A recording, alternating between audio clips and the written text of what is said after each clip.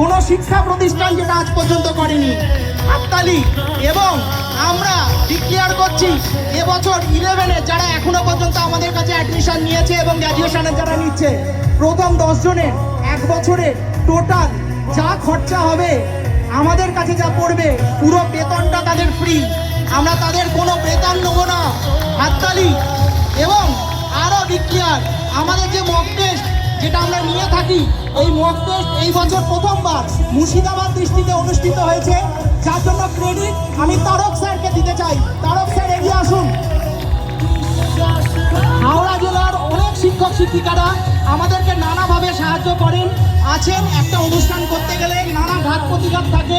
3 বছরে অনেক পালাবদল ঘটেছে, অনেকে অনেক কিছু বলে, অনেক কিছু করে, কিন্তু নিজের কাজ করে যাও। তাই আমি বলবো, রং যে মোর কর্মে লাগে, আমার সকল আপনায় লাগে। আমি একটু পাল্টে নিলাম।